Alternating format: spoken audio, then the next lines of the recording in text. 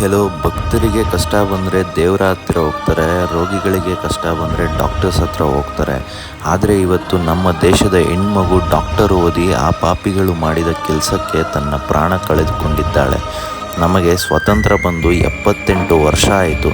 ಆದರೆ ಯಾವ ಥರ ಸ್ವತಂತ್ರ ದಿನಾಚರಣೆ ಸೆಲೆಬ್ರೇಟ್ ಮಾಡ್ತಾ ಇದ್ದೀವಿ ಅಂದರೆ ನಮ್ಮ ದೇಶದ ಹೆಣ್ಣು ಮಕ್ಕಳಿಗೆ ಸೇಫ್ಟಿ ಇಲ್ದಿರೋ ಇರೋ ಥರ ಸ್ವತಂತ್ರ ದಿನಾಚರಣೆಯನ್ನು ಸೆಲೆಬ್ರೇಟ್ ಮಾಡ್ತಾ ಇದ್ದೀವಿ. ಕೋಲ್ಕತ್ತಾದ ಒಂದು trainee doctor RGKR medical hospital ಅಲ್ಲಿ 36 ಅವರ್ಸ್ ಶಿಫ್ಟ್ ಕೆಲಸ ಮಾಡ್ತಿದ್ರು. ಸೆಮಿನಾರ್ ರೂಮ್ಗೆ ಹೋಗಿ ರೆಸ್ಟ್ ಮಾಡೋಣ ಅಂತ ಹೋಗಿದ್ರು. ದುರದೃಷ್ಟ ಏನಾಯಿತು ಅಂದರೆ ಶುಕ್ರವಾರ 2 ಗಂಟೆ ಬೆಳಗಿನ ಜಾವ ಅವರ ಶವ ರಕ್ತ ಮತ್ತು ಗಾಯಗಳಿಂದ ಕಾಣಿಸ್ಕೊಂಡಿದೆ. ಕೋಲ್ಕತ್ತಾ ಪೊಲೀಸ್ ಅವರು ಇನ್ವೆಸ್ಟಿಗೇಟ್ ಮಾಡಿದಾಗ ಫಸ್ಟ್ ರೇಪ್ ಮಾಡಿ ಮರ್ಡರ್ ಮಾಡಿದ್ದಾರೆ ಅಂತ ಡಿಕ್ಲೇರ್ ಮಾಡಿದ್ದಾರೆ.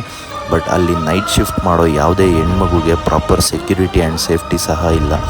ನಾನು ಸರ್ಕಾರಕ್ಕೆ ಕೇಳ್ಕೊಳ್ಳೋದು ಒಂದೇ, ಆ ಹೆಣ್ಮಗುಗೆ ನ್ಯಾಯ ಕೊಡಿಸಿ, ಮತ್ತು ಅದೇ ರೀತಿ ಯಾವುದೇ ಹೆಣ್ಮಗುಗೆ ಈ ಪರಿಸ್ಥಿತಿ ಬರ್ದಿರ ಇರುವ ಥರ ವ್ಯವಸ್ಥೆ ಮಾಡಿ. ಈ ವಿಡಿಯೋನ ಸರ್ಕಾರಕ್ಕೆ ತಲುಪುವವರೆಗೂ ಶೇರ್ ಮಾಡಿ. ಅದೇ ರೀತಿ ಹೆಣ್ಣು ಮಕ್ಕಳು ಎಲ್ಲೇ ಹೋದರೂ ಹುಷಾರಾಗಿರಿ, ಎಷ್ಟೇ ಕಷ್ಟ ಬಂದರೂ ధైర్యವಾಗಿ ఫేస్ ಮಾಡಿ. ఆదಷ್ಟು షేర్ ಮಾಡಿ. Thank you. ఇంత క్రైమ్ చేస్తుంటే మీకు భయం అనిపించలేదా? దేనికి సార్ భయం? ఏం చేస్తారు మీరు? మహా అయితే లైఫ్ వేస్తారు. ఈ కోర్టు కాకపోతే ఇంకో కోర్టు సార్. 100 సెక్షన్లు ఉన్నాయి, 100 ఫిట్టింగ్లు ఉన్నాయి. సార్ ఒక అమ్మాయిని చూడగానే వెంటనే రేప్ చేయగలుగుతున్నాం సార్. మీరు వెంటనే శిక్ష చేయగలుగుతున్నారా? ఇంతెందుకు సార్, తప్పు చేసామని మేము ఒప్పేసుకుంటున్నాం. రేపో ఎల్లుండో 2 రోజుల్లో మీరు మమ్మల్ని ఉరిదీయగలుగుతారా? భారతదేశంలో ఎప్పుడు ఇలా జరగలేదు. 2 రోజులు ఊరేలా తీస్తామని మీరే అంటారు. ఏ సంక్రాంతికో శివరాత్రికో ఒక్కొక్కరిని వేసుకుంటూ పోతే మా టోకెన్ నెంబర్ వచ్చేసరికి 5 ఏళ్ళు సార్. ఈ లోపు ఎంతమంది సంఖ్యలు ఎంతమంది డీటెయిల్స్ సార్.